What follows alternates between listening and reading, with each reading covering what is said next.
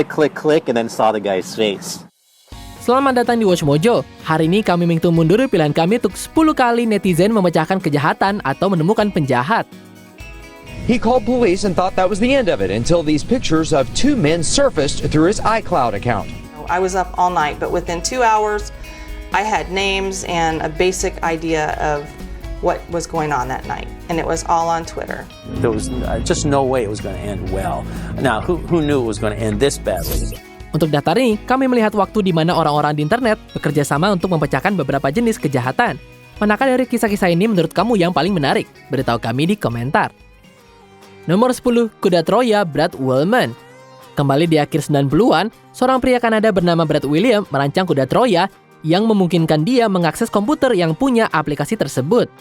Wilman menempatkan kuda Troya di situs web yang didedikasikan untuk para predator, dan pada puncak aktivitas Wilman, ia memantau hingga 3.000 komputer. Ini milik berbagai macam orang, termasuk pendeta, pekerja sosial, petugas polisi, dan personel militer. Programnya membantu dalam berbagai saluran resmi, termasuk penyelidikan negara bagian Kentucky dan kasus yang melibatkan Royal Canadian Mounted Police. Tapi mungkin tangkapan terbesarnya adalah Hakim Pengadilan Tinggi Ronald Klein, yang mengaku bersalah memiliki materi eksplisit dan dijatuhi hukuman 27 bulan penjara. Nomor 9, menemukan laptop Sean Power. Seorang konsultan web Kanada bernama Sean Power menjadi korban pencuri laptop saat mengunjungi New York City. Setelah kembali ke Kanada, alat pelacak bernama Prey memberitahu Power bahwa komputernya sedang digunakan dan memberikan tangkapan layar penggunanya sekarang. Pria itu masuk ke Skype menggunakan nama aslinya, memberikan Power nama, wajah, dan lokasi laptop tersebut. 12.000 pengikut Twitternya kemudian bersatu, dengan satu mengetahui bahwa dia adalah pemilik restoran bernama Oficina Latina. Shows kind of clear intent that they kind of wanted to keep the laptop, which is fine, I guess, but I guess when he was confronted with the fact that we had pictures of him in his bank account, he changed his mind. Powers mengirim seorang teman wanita untuk menyelidiki, dan seorang pengikut Twitter bernama Nick Chris pergi ke restoran atas nama Powers. Mereka dapat mengambil kembali tas dan laptopnya, dan Powers memanggil pelaku untuk berterima kasih padanya karena telah mengembalikan barang-barangnya. Nomor 8, selfie iPad. iCloud memang punya kecenderungan untuk menghentikan penjahat. Now, the things you do on your phone are everywhere you want them, automatically. Pada Januari 2015, Randy Sheffer terbangun dan menemukan truknya dibobol. Yang hilang adalah tas berisi uang tunai, iPad, dan MacBook. Setelah memberitahu polisi, Sheffer menyadari bahwa beberapa gambar telah diunggah ke akun iCloud-nya. There were several pictures. There's about 15 pictures. Sheffer mengunggah foto-foto itu ke halaman Facebook Click to Houston dan menerima 11.000 share. Sementara itu, temannya membagikan foto di Reddit, dan seorang pengguna mengenali salah satu pelakunya dari sekolahnya. Teman itu terhubung ke akun Facebook Dorian Walker Gaines, di mana mereka menemukan video pria itu memamerkan uang barunya. Don't worry about no 20s, no 20s, no 5s, no 10s. Read it. Big face. Pihak berwenang mulai mencari dan pelakunya akhirnya ditangkap. Nomor 7, tabrak lari Virginia. Pada tanggal 7 April 2012, seorang wanita 57 tahun tewas dalam tabrak lari di Virginia. Nggak ada deskripsi mobil yang diberikan, dan satu-satunya yang ditemukan polisi adalah sepotong kecil logam yang mematahkan mobil saat terkena benturan. Mereka memposting foto potongan itu secara online dan dengan cepat diambil oleh situs web penggemar mobil Jalopnik. Penggunanya dengan cepat mengidentifikasi logam sebagai bagian dari Ford 150, dan mereka mempersempitnya ke tahun yang tepat mereka diproduksi. Dan polisi menggunakan informasi itu untuk membangun kasus mereka. Akhirnya membawa mereka ke Victor Espinoza dan Juan Gonzalez Vasquez. Keduanya ditangkap atas tuduhan tabrak lari.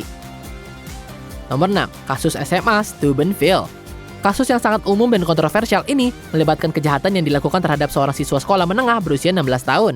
It appears that the juvenile victim attended a party and we're still waiting to find out exactly what happened from there. May have happened in several locations, both in the city and outside the city. Tindakan tersebut disebarluaskan secara grafis melalui media sosial, dengan puluhan orang mendokumentasikan acara tersebut melalui pesan teks dan situs media sosial seperti Facebook, Twitter, dan YouTube. Banyak dari posting ini ditemukan dan dirilis secara publik oleh blogger kriminal dan detektif amatir Alexandria Goddard. Alexandria Goddard is a crime blogger who posted all the messages and all the names of the boys involved, even those who had not been charged with any criminal wrongdoing. Rekaman tambahan dibocorkan oleh cabang anonim yang dikenal sebagai Knightsec. Keduanya sangat penting dalam mempublikasikan kasus Steubenville dan menjadikannya berita nasional. And then all of a sudden, some guy comes on, he's not even from the area, and he's like, I'm coming for you. She's passed out, it's not okay. Informasi tersebut juga bertanggung jawab untuk menangkap pelaku. Kedua pelaku tersebut akhirnya dihukum dan dikirim ke penjara anak selama 1 dan 2 tahun masing-masing. That both of the defendants are hereby adjudicated delinquent beyond a reasonable doubt on all 3 counts as charged. Nomor 5, Philadelphia Swarm. Dalam kasus yang mengerikan ini, lebih dari selusin orang menyerang pasangan gay di jalan-jalan Philadelphia sambil melontarkan komentar meremehkan tentang orientasi seksual mereka. The attack has outraged the city and raised concerns about the law. Polisi merilis video pengawasan dari insiden tersebut dan seorang pengguna Twitter bernama Greg Bennett memposting foto Facebook dari apa yang tampak seperti penyerang di restoran terdekat. Bennett mengklaim bahwa foto itu dikirim kepadanya oleh teman dia. Restoran itu diidentifikasi sebagai La Viola. Dan pengguna @fansins09 memeriksa ulang Facebook untuk orang-orang yang telah check-in ke La Viola malam itu. Mereka menemukan banyak kecocokan, dan Twitter sekarang memiliki namanya. Nama-nama itu diberikan kepada polisi, dan detektif Joseph Murray berterima kasih atas upaya mereka. Nomor 4, kematian Gregory May.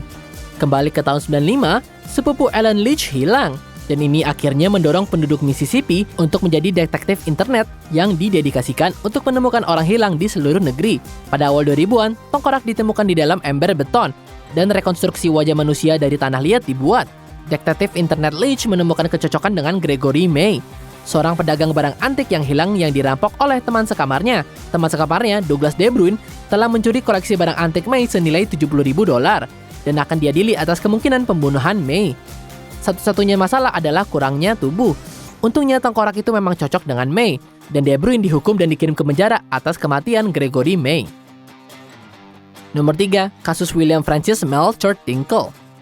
Ayah yang sudah menikah ini memiliki 2 chatroom dan berpose sebagai wanita berusia 20-an yang depresi. Dia kemudian akan masuk ke dalam perjanjian kematian palsu dengan orang-orang yang putus asa, seringkali memberi mereka instruksi terperinci. Pada bulan November 2006, seorang pensiunan guru sekolah bernama Celia Blay mendapatkan kabar tentang Lee Doe yang telah membuat perjanjian kematian dengan temannya. Blay menyelidiki Lee Doe dan menemukan alias lain dan perjanjian sebelumnya. Polisi tadinya tidak tertarik. Jadi Blay membuat operasi penyergapan di mana dia dapat melacak alamat IP pengguna ke William Francis Melcher Tinkle di Minnesota. Departemen Kepolisian St. Paul menangkap pria itu dan dia dihukum atas 2 tuduhan. Dan dia akhirnya menghabiskan 178 hari di penjara. Nomor 2, Abraham Shakespeare. Saat membeli rokok di toko serba ada Florida pada tahun 2006, Abraham Shakespeare memutuskan untuk mencoba peruntungannya dan membeli beberapa tiket lotre. Tiket itu membuatnya lebih kaya $17 juta. Shakespeare bought himself that new car, fancy new house, and lots more.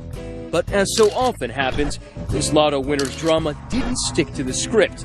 That's because the money also brought unwanted attention.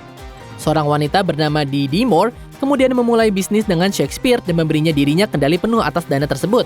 Jadi ketika Shakespeare kemudian hilang, polisi langsung mencurigai Moore.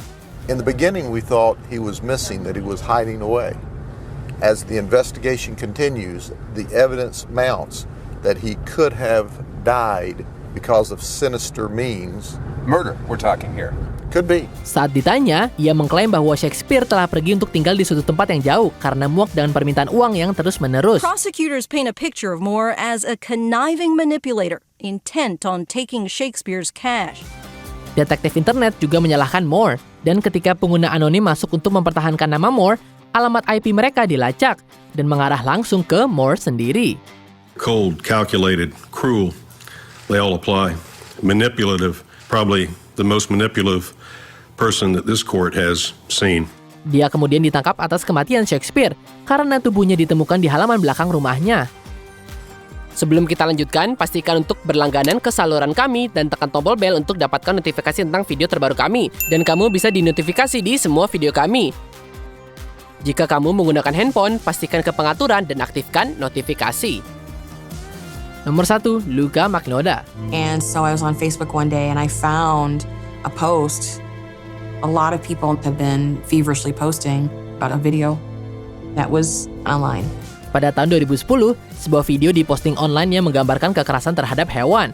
Hal ini mengakibatkan terciptanya grup Facebook yang bertujuan untuk mengidentifikasi pelaku ini. Akhirnya para detektif internet diberitahu kalau namanya adalah Luka Magnotta oleh Magnotanya sendiri.